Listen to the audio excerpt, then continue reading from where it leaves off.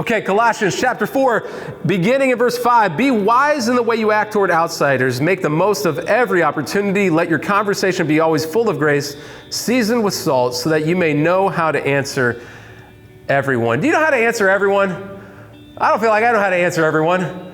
There's so much going on in today's world, and we're all so busy. And as we did yesterday, pausing to pray and to connect with the Lord and hear from Him and being in continual prayer for everything in our lives is super important. But what Paul, the next step he takes here is he tells the church in Colossae, look, you need to be aware of how you're coming across to outsiders, that your words would be seasoned with salt, that it would be well received by those who aren't within the Christian community currently. He's teaching the church in Colossae how to live on mission throughout this entire letter.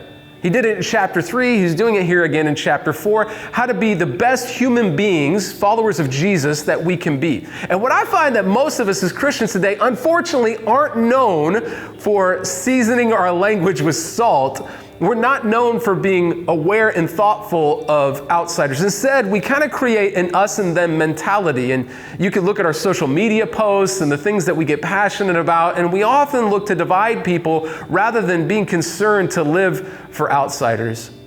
Do you know what the Greek word for witness is? Because we're really talking about being a good witness of Christ.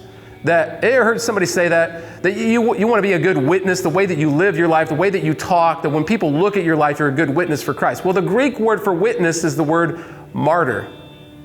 The very nature of the word being a witness for Christ is to be a martyr for Him. You know what a martyr is? A martyr is someone who gives up their life, who were killed for their Christian faith.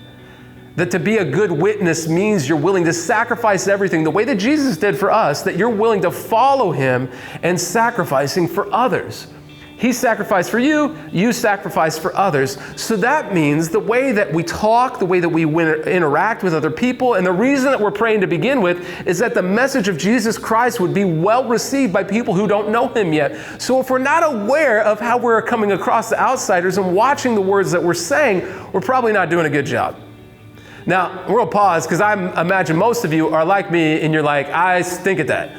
I'll tell you, one of the hardest things when we moved from California to Indiana to start the church, I literally realized that as a pastor in the community, we'll be known by the way that we interact. And so, we can't be fake. We got to be real with people, and we got to be honest and love people well, not just when it's convenient for us, but even when we're out for many of you watching this, when you're at your job or you're at your school, when you're with your roommates, when you're with your family or friends, when you're out at the grocery store, or when you're interacting with a customer service representative that has not done a good job. In all of those moments, our witness for Christ matters. Now look, we are heading into the final moments of an election season. And I've shared this with our church that we need to be praying, and we need to be the reconcilers and unifiers and the peacemakers, bringing people together in a world that's becoming increasingly divisive. And while we have very strong political views, and you need to go and vote your views, absolutely, and hold to those, but we also need to understand that the message of the gospel supersedes those, that Jesus Christ supersedes any elected official that any government in the world will ever have in history, current, or in the future.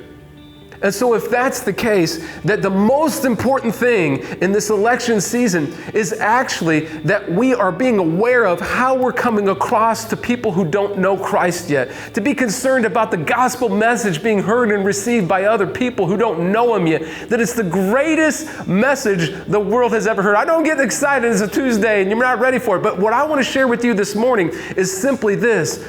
Don't just pray and ask God to use your life. Then you actually have to become a good witness, a good martyr for Him. Let's watch our words this week. Let's have them be seasoned with salt. And let's be knowledgeable of outsiders and how we're being perceived by them. Not dumbing down the truth by any means, but looking to love people well. Thank you guys. I love you. Don't miss tomorrow morning as we get into the next few verses. We'll see you then.